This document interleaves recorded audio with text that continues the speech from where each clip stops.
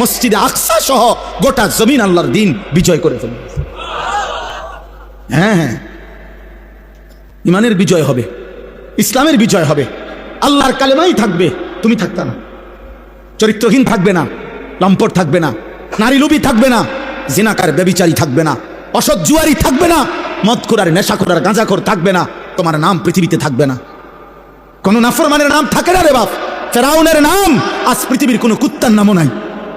পৃথিবীতে কোনো কুত্তার নাম ফেরাউন কেউ রাখে না, পৃথিবীর কোনো কুত্তার নাম কেউ নমরুদ রাখে না, পৃথিবীর কোনো কুত্তার নাম কেউ আবু জাহেল রাখে না, পৃথিবীর কোনো কুত্তার নাম কেউ আবু লাহাব রাখে না। অথচ ইউরোপে, উন্নত বিশ্বে তারা কুকুরের নাম রাখে, কারণ কুকুর ফালে, তারা নাম ধরে ডাক দেয় কুকুরে, টম জেরি এগুলো নাম ধরে।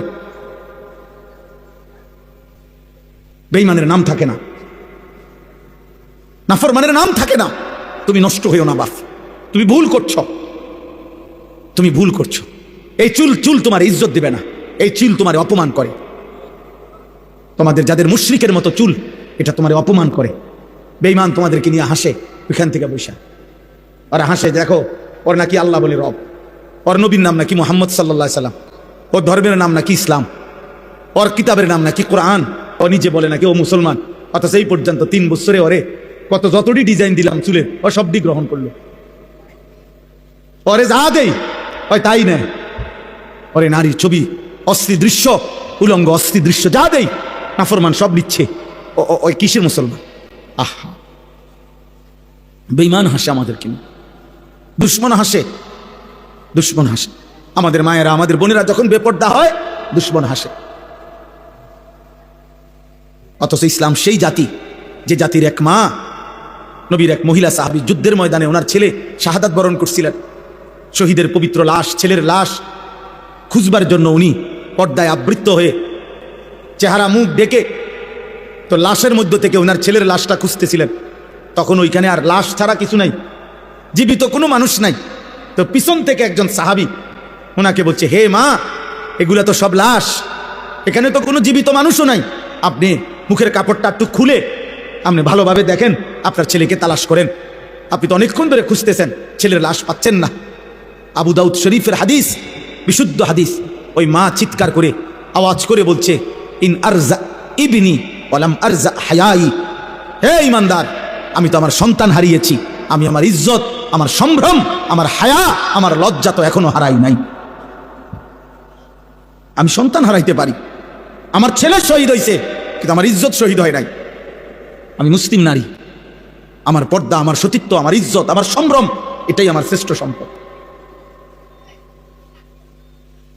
অতএব আমি অনুরোধ করছি, গান, বাদ্য, অশ্লীলতা, বেহায়াপনা, অসভ্যতা, উলঙ্গতা, এই খামখেয়ালি কৌতুক, হাসি, ঠাট্টা, মজাক, মোবাইলের এই বেহুদা ছবি তোলা, জীবনটা এমনভাবে, এমন সুন্দর হায়াত, প্রিয় ভাই আমার, নষ্ট করে দিও। আমার মাঝে মাঝে মন চায় তোমার থেকে কুদ্দুর সময় আমি যদি হাওলাত নিতে পারতাম, আমারে যদি তোমার থেকে কুদ্দুর দিতা, আমার ভীষণ দরকার। সারাটা দিন আমি, সারাটা দিন রাত 3টা 4টা পর্যন্ত দৌড়ের উপরে থাকি, ব্যস্ত থাকি, নিজের সময় দিয়ে আমার মনে হয় যেন আমি কুলাই পারি না। আমার যদি কেউ তার থেকে কুদ্দুর সময় হাওলাত দিত, প্রায় আমার এটা মনে হয় যদি আমি কারো কাছ থেকে একটু সময় পাইতাম, আমার একটু উপকার হইত। তাইলে এই জন্য অনুরোধ করছি আমরা, আজকের এই কিশোর ভাই, নওজোয়ান ভাই, আমি 2টা আয়াত শুধু তর্জমা বলি, তাইলে আমার কথা শেষ। আল্লাহ তাআলা এখানে বলছেন, মক্কার একজন কুরাইশ, নজর ইবনে হারেস, কাফের সর্দার, সে নবীজির দিবানিশি বিরোধিতা করত। তো বিরোধিতার ক্ষেত্রে মক্কার সব বিরোধিতাকারীরা নিজেদের মধ্যে আলাপ করত যে আমরা যে যাই বিরোধিতা করি মুহাম্মদের, সে যখনই লোকদের সামনে তার এই কোরআন পড়ে, মানুষগুলোর দিল নরম হয়ে যায়, আস্তে সে দুর্বল হয়ে যায়, কালেমা পড়ে মুসলমান হয়ে যায়। কোরআন শরীফের এই সুন্দর আওয়াজ, এই সুর, কোরআনুল কারীমের এই তেলাওয়াত, এর ব্যতিক্রম কিছু আমাদের কাছে নাই। তখন এই মক্কার কুরাইশ কাফের নজর ইবনে হারেস, সে ব্যবসার জন্য গেছিল ইরান, মানে পারস্য, ইরান দেশে। ওইখানে গিয়ে সে ব্যবসা করার ফাঁকে একটা জিনিস দেখছে। কি?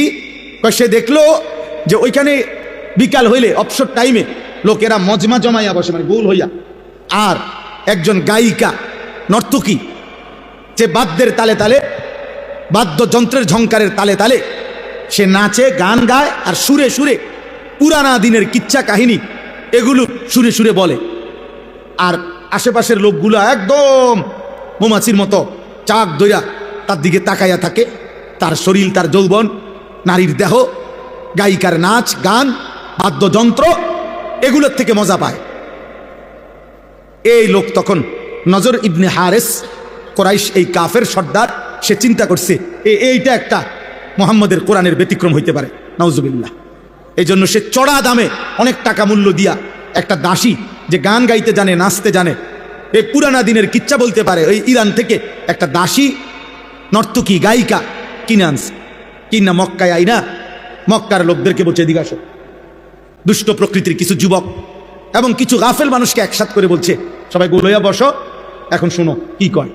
এবার এই নর্তকী নাচে গায়, বাদ্যের তালে তালে সে সুরে সুরে আপনার পুরান দিনের কিচ্ছা কাহিনী, বানোয়াটি কথাবার্তা এগুলা বলে। কিচ্ছা কাহিনী আছে না বানোয়াটি। এক দেশে এক রাজা ছিল, রাজার একটা ছেলে ছিল রাজকুমার। রাজকুমার একদিন ঘোড়ার পিঠে চড়ে অনেক দূর সফরে রওনা দিছে। যেতে যেতে একটা জঙ্গল পড়ছে। জঙ্গলের ভিতরে গিয়া দেখে একটা বাড়ি। বাড়ির ভিতরে গিয়া ভিতরে ঢুকে দেখে একজন রাজকুমারী ঘুমায় আছে। পরে উঠাইয়া বলছে, আমি তোমাকে বিবাহ করব। রাজকুমারী বলছে, এমনি পারবা না, ওইখানে একটা পুকুর আছে, পুকুরের মধ্যে এক ডুব দিয়া তুমি নিচে গেলে একটা কৌটা পাইবা, কৌটার ভিতরে একটা ভ্রমর আছে, ভ্রমরটারে একটা টিপ দিয়া মাইরা লেলে একটা রাক্ষস মরে যাবে, যে রাক্ষসটা আমার ধরে এখানে আনছে, এবার তুমি আমারে নিতে পারবা। রাজকুমার ডুব দিয়া কৌটার ভিতর থেকে এই পোকাটা, মাছিটা মারছে, রাক্ষস মরে গেছে। এরপরে রাজকুমারীকে ঘোড়ার পিঠে করে নিয়ে বাড়িতে আসছে, বিয়ে করছে, এখন সুখে শান্তিতে বসবাস করতেছে। এটি কাহিনী, এটি কোনো কথা হইল? আগে এরকম কাহিনী ছিল না। হ্যাঁ, গল্প আর কি, রাজকুমারের গল্প, ডালিম কুমারের গল্প। আমিও তো ছোটবেলায় স্কুলের বইয়ে ডালিম কুমারের গল্প আমি পড়ছি, ক্লাস 3-4 স্কুলের বইয়ে। তাইলে এরকম বানোয়াটি কাহিনী, গান, বাদ্য, গায়িকা, গানের আসর জমাইত। আল্লাহ তাআলা তখন কোরআন শরীফের এই আয়াত নাজিল করছে। এই শেষ কথা আল্লাহ তাআলা বলেন, ওমিনান নাসি মান ইয়াশতারি লাহওয়াল হাদিস লিয়ুদিল্লা আন সাবিলিল্লাহ বিগাইরি ইলমিন ওয়া ইয়াত্তাখিযাহা হুজওয়া। আল্লাহ বলেন, বন্ধু, কিছু মানুষ আছে এমন যারা অনর্থক কথাবার্তার জন্য এই হারাম গান, বাদ্য, গায়িকা, বাদ্যযন্ত্র এবং অসার, অবান্তর, অপ্রয়োজনীয় বেহুদা কথাবার্তার আসর জমায়। এরকম ব্যবস্থা করে, সংগ্রহ করে। আমি আল্লাহর পথ থেকে আমার বান্দাদেরকে দূরে সরাবার জন্য অজ্ঞ এবং মূর্খতা বশত ওয়াত্তাখিযাহা হুজুয়া, এই গান, বাদ্য, নভেল, নাটক, এই গল্প, কৌতুক, হাসি ঠাট্টা, গায়িকার নাচ আর নর্তকীর নাচ আর নৃত্য বাদ্যের মাধ্যমে আমার দিনকে উপহাস করে, আমার কোরআনকে তুচ্ছতাচ্ছিল্য করে।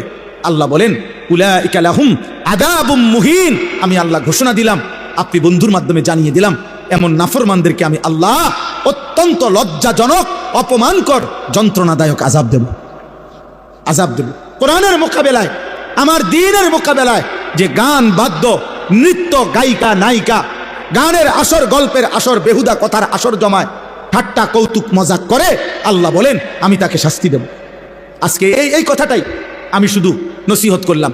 প্রিয় ভাই নওজোয়ান, দিন রাত সময়ের বেশি অংশ তোমরা তোমাদের মোবাইল দিয়ে কি করো বলো আব্বা?